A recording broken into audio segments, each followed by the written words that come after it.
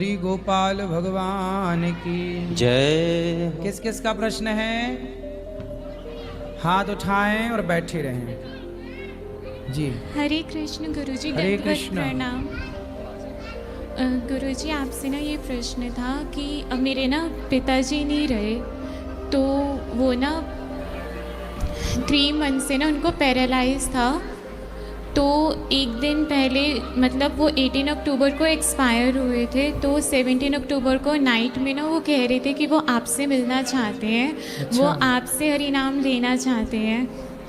तो रात में बस मैंने उनको ना, उनकी ना शुगर लो हो गई थी, तो मैंने उनको अच्छे से खाना खिला दिया था। शुगर उनकी फिर कंट्रोल में आ गई थी। बट रात में ना मतलब रात में वो सो रहे थे, तो फिर ऐसे ही सोई रह गए थे। तो कार्तिक महीने का 2nd डे था उस टाइम ना। मेरी माँ ना पूजा करने गई थी मंदिर में, और मैं ना शिव पुराण का अध्याय कर रही थी। तो फिर पिताजी ने ना मेरा नाम लिया, तो फिर उनके प्राण फिर निकल गए। मेरा नाम लेके उन्होंने अपने प्राण उनके निकल गए।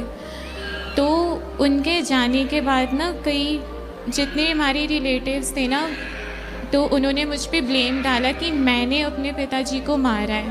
तो क्या एक बेटी अपने पिताजी को मार सकती है? कहने वाले कहते रहे हैं, इसमें आप क्यों इतना सीरियस हो रहे हैं? कहने वालों का काम क्या है? कहना, कहने दो।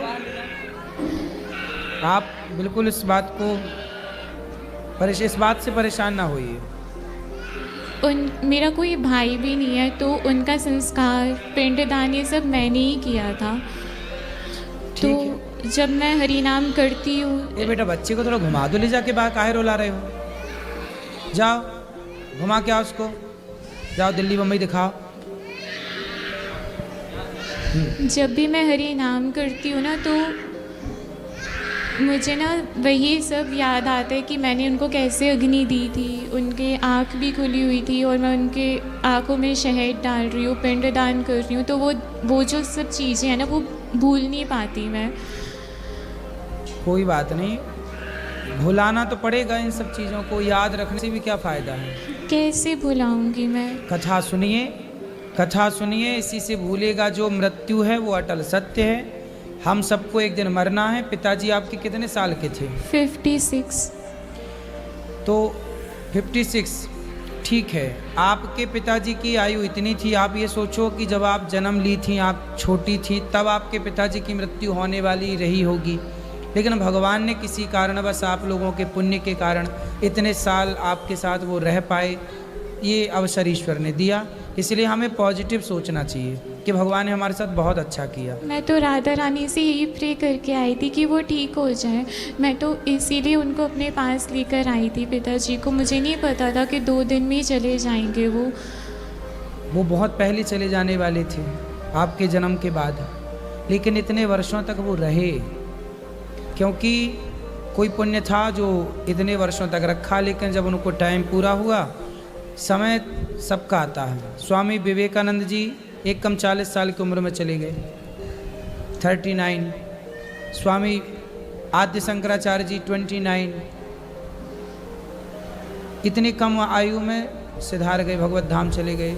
तो भगवान के धाम में कोई कब चला जाए, ये हम और आप निश्चित नहीं करते, डिसाइड नहीं करते। ईश्वर के यहाँ से सब फिक्स होता है। जन्म विवाह मरण गति होई, जहाँ जस लिखा तहाँ तस होई। इसलिए परेशान नहीं होना, केवल कथाएं सुनो। बचा हुआ जीवन अच्छे काम में लगाओ, सब भगवान की सेवा करो, खूब बढ़िया से। क्या वो मुझे अब कभी नहीं मिलेंगे? किसी रूप में कभी नहीं आएंगे वो? क्यों मेरे नहीं पास? मिलेंगे? गुरु के रूप में पिता ही होता है। माँ है आपकी, तो माँ के रूप में माँ बाप दोनों हैं, ये समझो। माँ में पिता को देखो और गुरु में अपने पिता का दर्शन करो। गुरु पिता ही होता है। हरे कृष्णा। हरे कृष्ण।